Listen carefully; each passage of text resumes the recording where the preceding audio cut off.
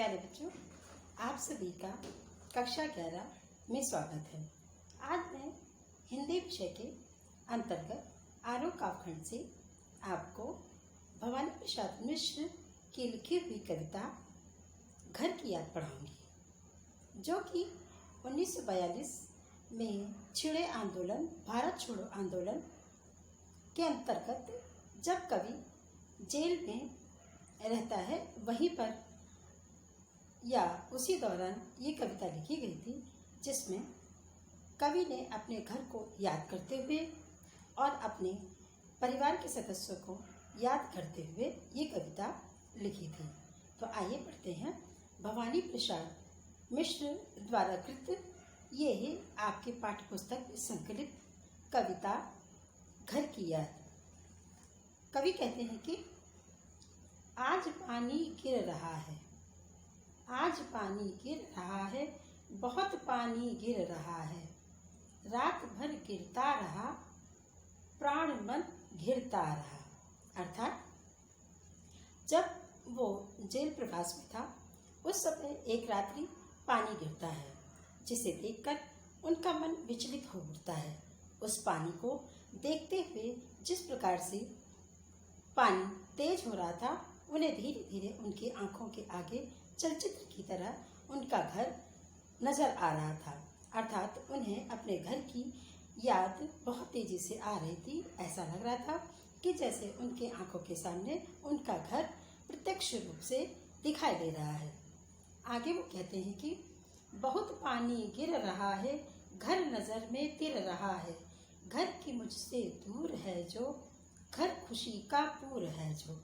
वो अपनी घर के सदस्यों और घर को याद करते हुए कहते हैं कि वो घर जो कि भवानी प्रसाद का है, वो एक खुशी का ठिकाना है। अर्थात मन का मंदिर है, वो स्वर्ग का मंदिर है। वहाँ पर रहने वाले सभी लोग बड़े ही प्यार से रहते हैं, इसलिए सुख दुख सबने एक साथ काटे हैं, इसलिए वो खुशी का ठिकाना है। अर्थात पूरी खुशियों से परिपूर्ण उनका घर है। आगे वो कहते हैं कि घर में चार भाई, घर की घर में चार भाई, मायके में बहन आई बाप के घर, हाय रे परिताप के घर। अर्थात उनकी जो बहन है जो शादीशुदा हो चुकी है, वो अपने मायके आई अर्थात पिता के घर आई है और यहाँ पर सुखपूर्वक कुछ दिन बिताने के लिए आई है। परंतु जैसे उसे पता चलता है कि उसका एक भाई जेल में है, तो उसे वो बहुत ही कष्टकारी प्रतीत होता है। वहाँ पर उसे प्रत्येक क्षण बहुत ही कष्टकारी नजर आते हैं।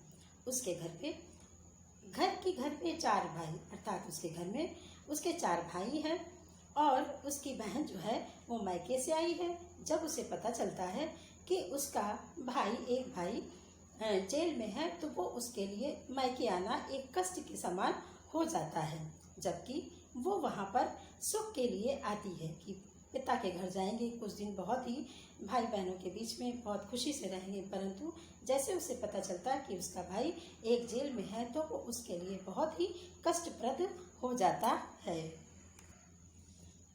आगे के काव्यांश में कवि कहते हैं कि घर के घर में सब जुड़े हैं, सब के इतने कब जुड़े हैं, चार भाई चार बहनें, बुझा भाई प्यार बहनें, बुझा भाई प्यार बहनें। अर्थात उनके जो चार भाई हैं और उनकी जो बहनें हैं, सभी बड़े ही प्यार से रहते हैं। सब में बहुत प्यार है और सभी एक लगाव के साथ एक साथ ही रहते हैं, जबकि ऐसा बहुत कम देखने को मिलता है कि भाई बहनों में बहुत ही लगाव हो। परंतु यहाँ पर भवानी प्रसाद के पेरेंट्स या माता पिता के द्वारा इस तरह से संस्कार दिए हुए हैं कि सभी में इतना प्यार है कि सभी एक साथ बड़े प्यार से रहते हैं, सब में इतना लगाव है और प्रेम भी बहुत ही ज़्यादा अटूट है।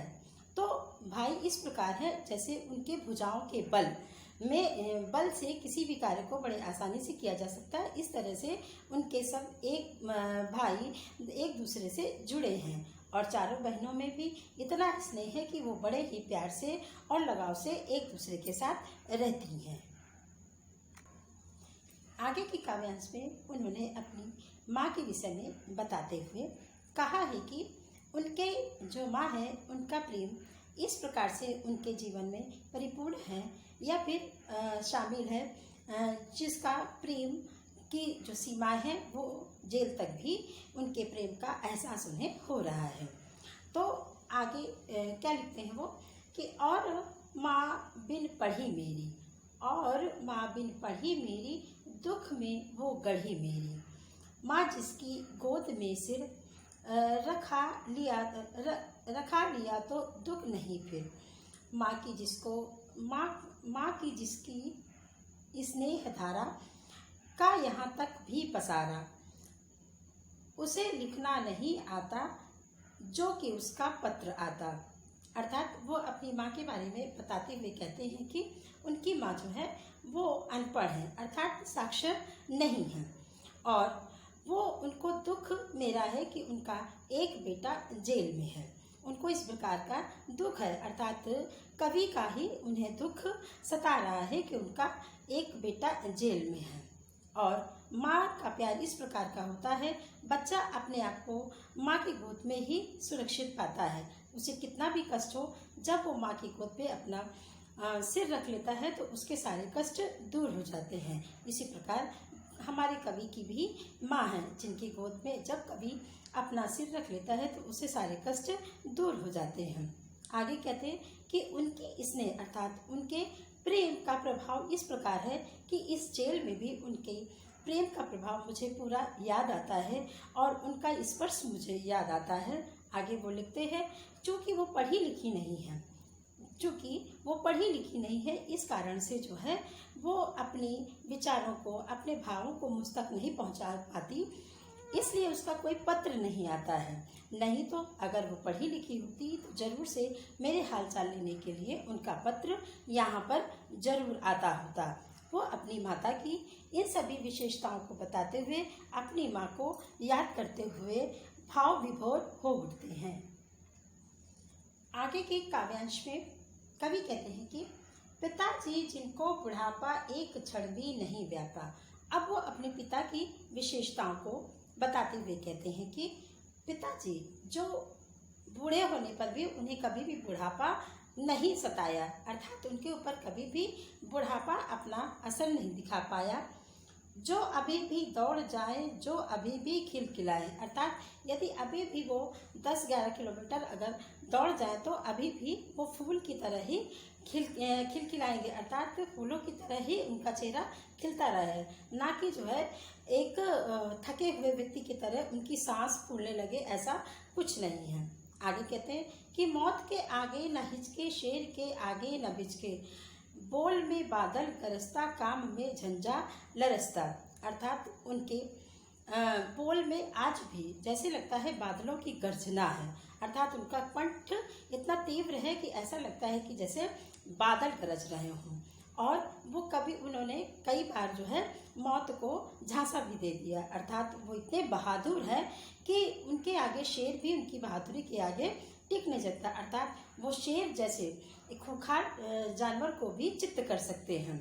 और काम उन्हें अपने समय पर ही करना अच्छा लगता है, और जब वो किसी कार्य को करने के लिए लग जाते हैं तो उसे कर कर ही मानते हैं, चाहे कितनी भी दैविक आपदा आए, आंधी आए, तूफान आए, उनके आगे शर्मसार होकर के वो चला जाता है, अर्थात उन्हें किसी प्रकार से अपनी सीमाओं में बांध नहीं पाता है, वो अपने कार्य को सही समय पर ही करती हैं। आगे कहते हैं, आज गीता पाठ करके, दंड 260 करके, खूब मुकदर हिला लेकर, मूठ उसकी मिला लेकर, जबकि नीचे आए होंगे नैन जल से छाए होंगे, हाय पानी गिर रहा है, घर नजर में तिर रहा है। फिर वो कहते हैं कि पिताजी प्रतिदिन की दैनिक दिनचर्या करते हुए जब नीचे उतरे होंगे और वहाँ पर उससे पहले, नीचे उतरने से पहले उन्होंने गीता का पाठ किया होगा, और प्रत्येक दिन की तरह वो 200 दंड भी लगाई होंगी, पहलवानों की तरह उन्होंने दंड लगाया होगा, मुकदर को घुमाया होगा, और तब नीचे जब उतरे होंगे तो उनके आंखों में अपने बच्चों को एक साथ देख करके उनके आंखों में भवानी प्रसाद को याद करते हुए जल भर आया होगा। फिर भवानी प्रसाद कहते हैं कि हाय पानी गिर रहा है, घर नज़र में तिर रहा है। उनको अपने घर के सदस्यों की बहुत याद आ रही है, सबकी, पिता की, माता की और भाई बहनें जो सभी एक साथ है घर पर, उनकी बहुत ही याद सता रही है। आगे वो कहते हैं कि 4 बहनें, 4 भाई 4 बहनें, बुझा भाई प्यार बहनें, खेलते या खड़े होंगे, नज़र में उनको पड़े होंगे। पिताजी जिनको बुढ़ापा एक क्षण नहीं व्यापा, रो पड़े होंगे बराबर, 5वीं का नाम लेकर। फिर वो कहते हैं कि मेरी 4 बहनें और 4 भाई हैं, जो कि आपस में इस प्रकार से प्रेम में बंधे हुए हैं कि उनको कोई भी आसानी से अलग नहीं कर सकता। सब में अटूट प्रेम है। जब वो सब एक साथ मिल कर के खा रहे होंगे, खड़े होंगे या कोई भी क्रिया कर रहे होंगे और पिता की नज़र उन पर पड़ती होगी, तो वो जो है मुझ 5वें को अर्थात भवानी प्रसाद मिश्र को याद करके उनकी आंखों में आंसू चलने लगे होंगे। क्यों? क्योंकि पिताजी को जिनको बुढ़ापा अर्थात जब तक जो भी पिताजी इतने बूढ़े होने पर भी उनको बुढ़ापा कभी भी नहीं सताया, अर्थात उनके ऊपर बुढ़ापा अपना वर्चस्व नहीं स्थापित कर पाया, तो वो मुझे देखकर अर्थात मेरा नाम लेकर के रो पड़े होंगे बराबर, अर्थात वहाँ पर उनके आंखों से अश्रु निकल पड़े होंगे। आगे कहते हैं कि 5वां मैं हूँ अभागा, जिसे सोने पर सुहागा, पिताजी कहते रहे प्यार में बहते रहे हैं। अर्थात मुझे पिताजी, मेरे ऊपर पिताजी क्या करते, नाज करते थे और कहते थे कि मेरा बेटा ये बहुत ही भाग्यशाली है और बहुत ही कुशल है और बहुत ही मेधावी है, ये मेरे लिए भाग्यशाली है। परंतु मैं समझता हूँ कि मैं क्या हूँ, अभागा हूँ, जो सारे भाई उनके पास है और मैं अभागा यहाँ पर पड़ा हूँ।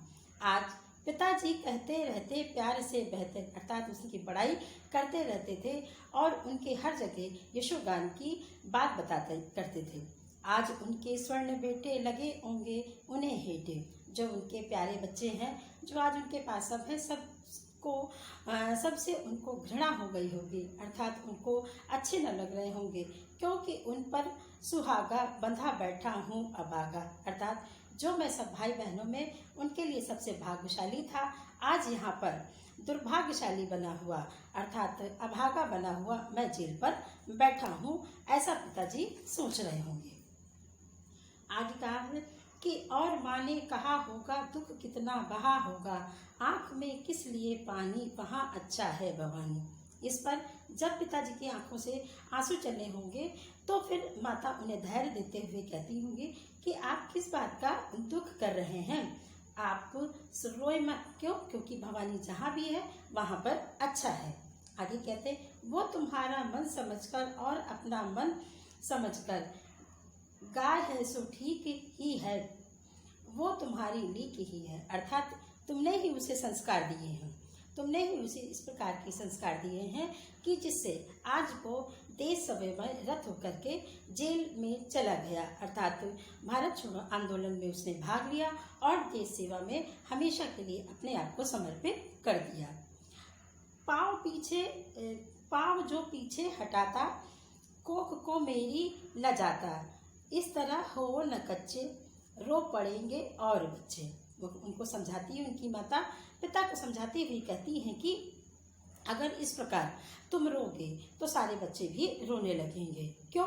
क्योंकि उन्होंने बताया कि अगर भवानी इस प्रकार से आज जो देश की मांग है कि युवाओं का आह्वान कर रही है, इस देश को ब्रिटिश सरकार से मुक्त करने के लिए आंदोलन में सबको एक साथ सम्मिलित करने के लिए जो आह्वान हुआ है गांधी जी का, अगर वो अपने पैर उधर की ओर न लेके जाता तो मेरी कोख को भी शर्म आती कि मैंने किस प्रकार के कायर पुत्र को जन्म दिया है। इसलिए आप ये सोच करके कि हमारा बेटा बहुत ही बहादुर है, आप कच्चे न होइए। क्यों? क्योंकि आपके ही बल से सभी बच्चों को बल मिल रहा है, मुझे सहारा मिल रहा है। यदि आप बलहीन हो जाएंगे तो सभी बच्चे रो पड़ेंगे। आगे वो कहते पिताजी ने कहा होगा हाय कितना सहा होगा, कहाँ मैं रोता कहाँ हूँ, धीर मैं खोता कहाँ हूँ। उन्होंने कहा कि माँ को सांत्वना देते कहते हैं कि उसको कितना ब्रिटिश सरकार अर्थात अंग्रेजी हुकूमत ने कितना परेशान किया होगा, उसको तमाम तरह के दंड दिए होंगे, प्रताड़नाएं दी होंगी, उसने कितना बर्दाश्त किया होगा। और अरे पगली, मैं रो नहीं रहा हूँ, मैं रो नहीं रहा हूँ, और ना ही मैं धीरज खो रहा हूँ, ना ही मैं धैर्य खो रहा हूँ, लेकिन पता नहीं क्यों मुझे बार बार अपनी भवानी अर्थात कवि की याद आती है। हे सजीले हरे सावन, हे की मेरे पुण्य पावन, तुम बरस लो वे न बरसे, पाँच वे को वे न तरसे। यहाँ पर सावन को अपना दूत बनाकर, संदेशवाहक बनाकर भेजते हुए भवानी प्रसाद कहते हैं कि हे बादल, हे सावन, तुम मेरे माता पिता के पास जाओ और उनको कहो जा करके कि वो मुझे याद करके अपने अश्रु न बहाएं, मेरे लिए दुख प्रकट न करें। तो कहते हैं हे सजीले हरे सावन, अर्थात हे सावन, सावन का महीना होता है और पानी उसमें बहुत बरसता है, तो कहते हैं हे सजीले सावन, सावन में ही हमारी जो धरती है वो इस कड़ी धूप से जो तिलमिला उठती है, जो हर चीज़ सूख सूख जाता है, वो सावन में पानी पा करके हरियाली को प्राप्त होता है और हमारी पृथ्वी तृप्त हो जाती है, अपनी क्षुधा, अपनी प्यास को बुझा करके सावन के पानी से तृप्त हो जाती है। तो वो कहते हैं हे सजीले हरे सावन, हे पुण्य पावन, अर्थात आप सावन को उन्होंने बहुत ही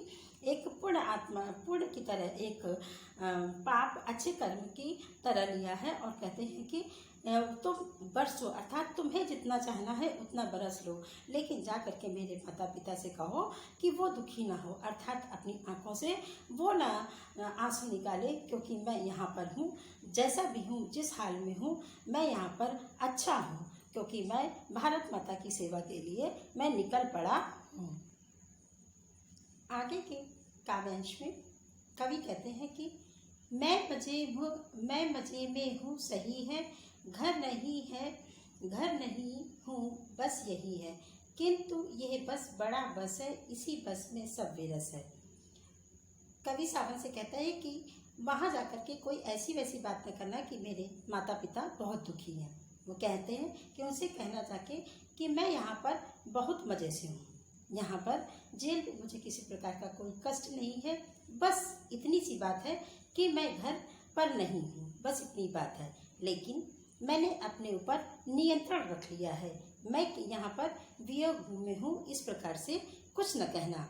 और कहते हैं इसी बस में सब रस, मैं अपने घर में नहीं हूँ और सबसे वियोग में हूँ, सबसे अलग हूँ, इस बात का दुख है, परंतु मेरे माता पिता से कुछ ऐसी बात न कहना कि जिससे कि वो दुखी हो जाए।